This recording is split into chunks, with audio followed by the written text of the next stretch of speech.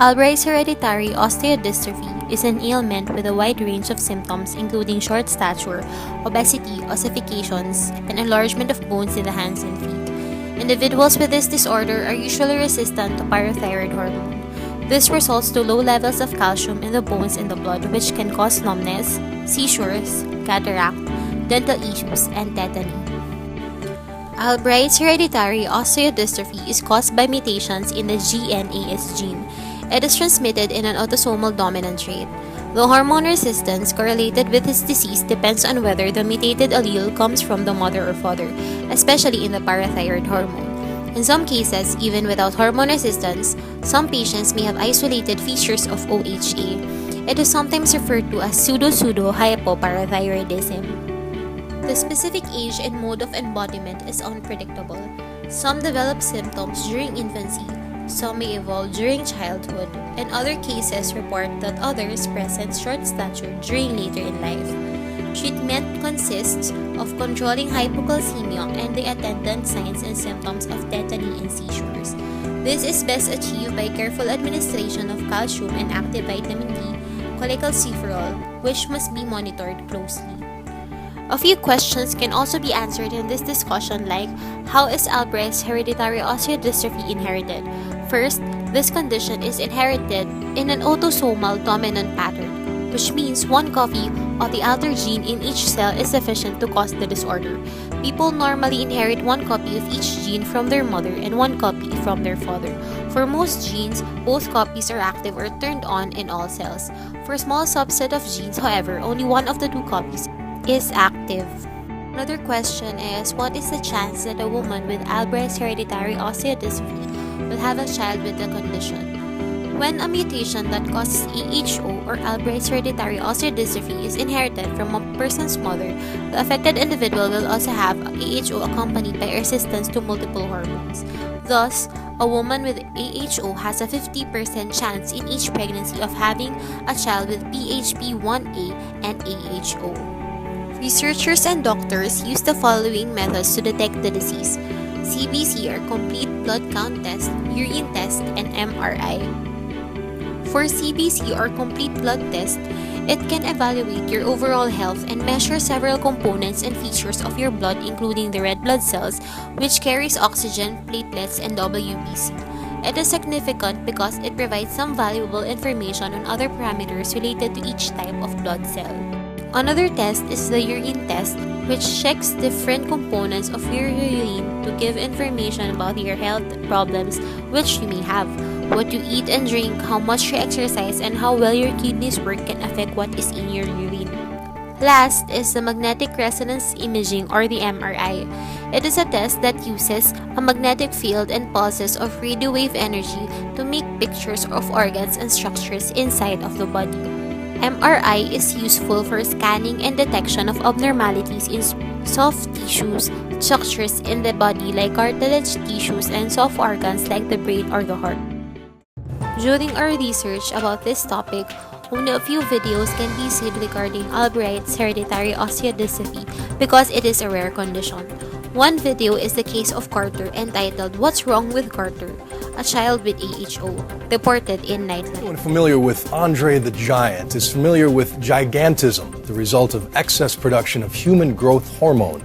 But much less well known is a condition called Albright's. It's a rare genetic disorder, affects about 1 in 20,000, and people with this disorder may be twice the size of their peers as children, but then suddenly their growth stops. Here's Vicki Mabry with details. At age 4, Carter Hearn stands nearly 4 feet tall and weighs 90 pounds. Did you go to school today? Yeah, I went outside. That's just a couple of inches shorter and nearly twice as heavy as his big sister Kaylee, who's 2 years older. Hi, I'm Kelly, and this is my brother Carter. Uh-oh. He's a loving little guy, friendly and happy, and playful as a puppy. He doesn't yet realize he's far bigger and heavier than most 4-year-olds. Come show me where you sleep, Carter. Okay, Percy. Dina Hearn first noticed her son's abnormal growth when he was just a baby. When he was 8 months old, he was already almost 30 pounds.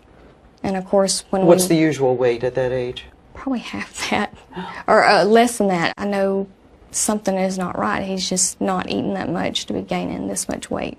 Doctors implied she and her husband were the problem. What were they saying? I was basically accused. Of overfeeding Of overfeeding him, yeah.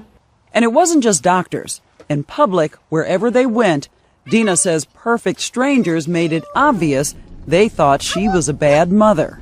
When he was in daycare, parents would comment to the workers that they needed to call the Child Protective Services on us for what we were doing to our child. If I was doing this, why would I keep taking him to so many doctors? And why wouldn't it be happening to Kaylee, too? Right. I'm in here for you. Hello. Carter had other mysterious health problems as well. A heart murmur, difficulty breathing, bony deposits under his skin that felt like pebbles.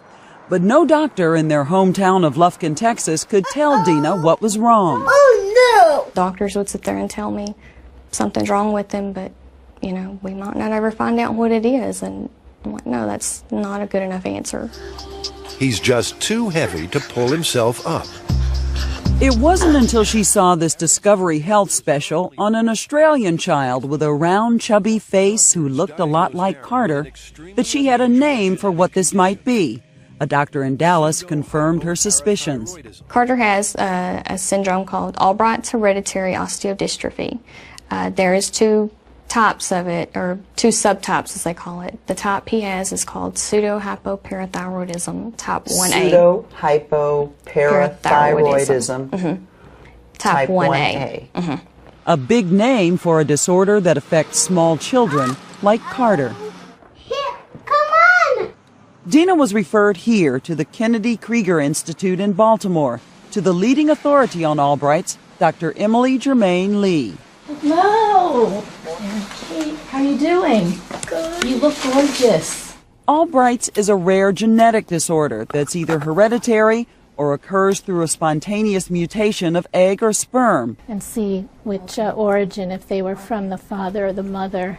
It affects the parathyroid hormone. Parathyroid hormone, for example, is very important to maintain normal calcium and phosphorus balance in the blood. If it's not working appropriately, the calcium falls, the phosphate rises, and eventually the calcium could get so low that the patient could have a seizure. The strange thing about these kids who grow so large so fast when they're young is that by puberty their bones fuse prematurely and about 70% of them stop growing. Boys top out around 5 feet, girls at about 4'8". That led Dr. Germain Lee to begin studying the effects of growth hormone on Albright's patients. Like Stephen Fergulia of Colorado, who has a mild case of Albright's. You're so tall. Oh my gosh. I can't breathe. It's amazing.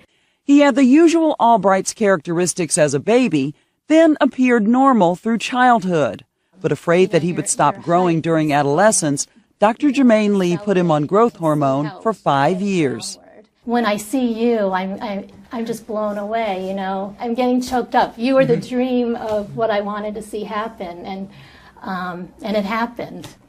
And it's been a godsend. How many inches do you think you grew on the growth hormone? I grew like 7 inches, I think. Yeah.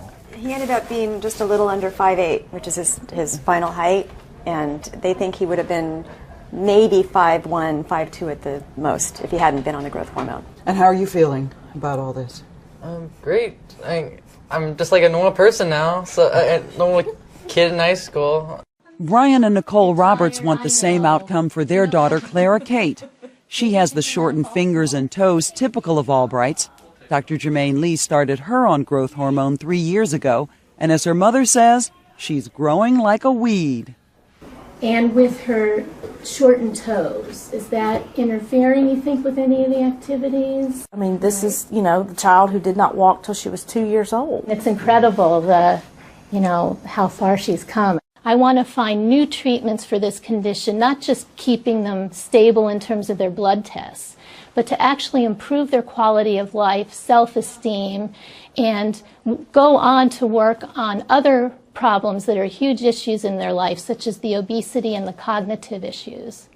Relieving symptoms, making life normal, that's been the goal up till now.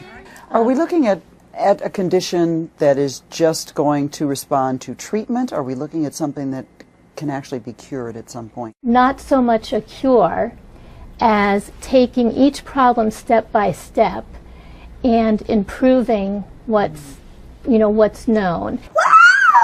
Looky there. Soon, Carter will be tested for growth hormone deficiency, and he could start treatment after that. Like Dr. Jermaine Lee, his mom hopes for a cure, recognizing that may be a long way off. Twinkle, twinkle, little star.